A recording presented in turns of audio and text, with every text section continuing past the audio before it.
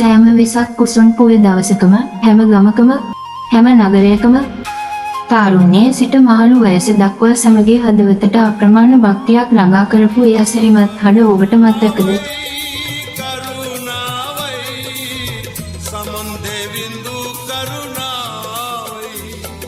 පුදුමයකට වගේ උපතින් බෞද්ධයෙක් නෙවෙයි. ඔහු ඉස්ලාම් භක්තිකයෙක්. ඔහු ඉන්දියාවේ උපන්නේ. ඒත් ඔහු ලාංකේය සංගීතයේ අමරණීය සලකුණක් වුණා. ඔහු තමයි කලාශූරී අල්හාජ් මුහිදීන් බෙග්.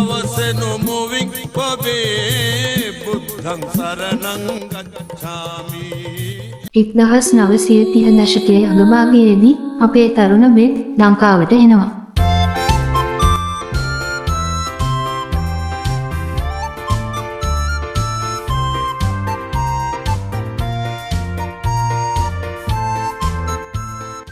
ඒකට හේතුව වුණේ ඔහුගේ සහෝදරයෙක් ලංකාවේ පොලිස් සේවයේ සේවය කරමින් සිටීමයි. ලංකාවට ආපු බෙග් තමන්ගේ සහෝදරයාගේ මාර්ගයෙන් ලංකා පොලිස් සේවයට එකතු වෙනවා. පොලිස් නිලධාරියෙක් විදිහට ඔහු රාජකාරී කළත් ඔහුගේ හිත නිතරම දිව්වේ සංගීතය දෙසටයි. පොලිසියේ මිතුරන් අතරේ බෙග් කියන්නේ ඉතාමත් ජනප්‍රිය චරිතයක්. මොකද ඔහු පොලිස් බැරැක්ක ඇතුලේ තමන්ගේ මිහිරි හඬින් උර්දු සහ දෙමළ සින්දු කියලා හැමෝම පිනවපු නිසා.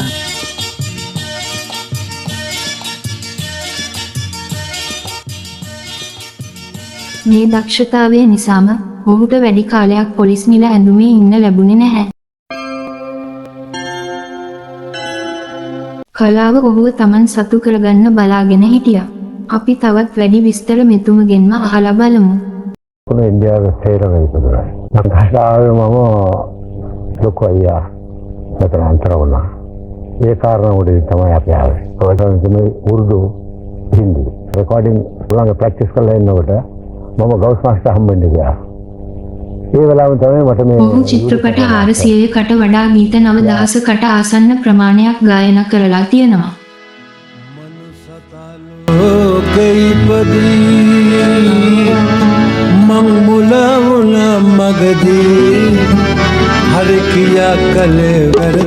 ලාංකිකයන්ගේ හදවත්වල ඔහු සදාකාලිකව තැන්පත් වුණේ ඔහුගේ බෞද්ධ බැතිගේ නිසා. සකල සතම බොදු බැතියෙන් නමදින දුර හැර හැම ප්‍රවීණ ගීත රචක කරුණාරත්න අබේසේකරයන් ලියපු පදවැල් මොහිදීන් බෙග්ගේ මහ පෞරුෂයකින් යුත් හඬින් ගැයෙනකොට ඒකේ තිබුණේ පුදුමාකාර භක්තියක්.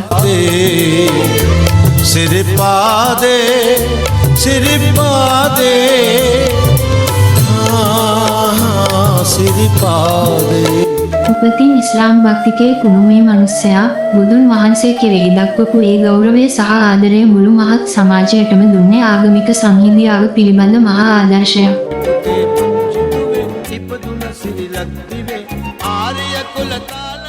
රජය විසින් ඔහුව කලාශූරී උත්තම සම්මානයෙන් පිළුවා.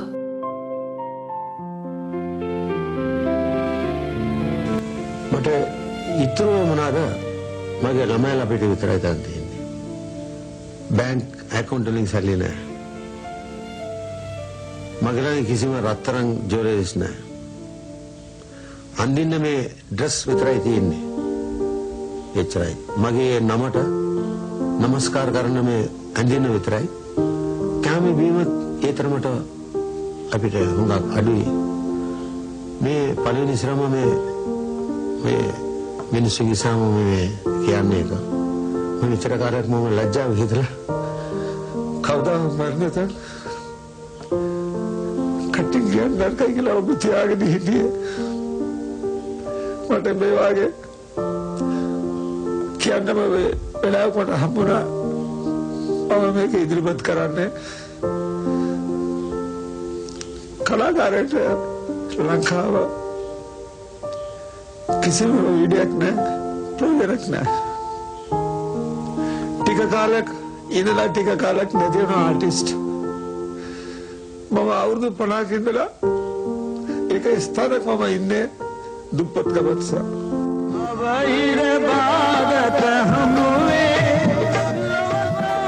මොහිදීන් බෙග් කියන ඒ අසහාය කලාකරුවා තැබූ සලකුණ තව වසර 100 ගණනක් ගියත් මේ මහ පොළොවෙන් මැකී යන්නේ නැහැ.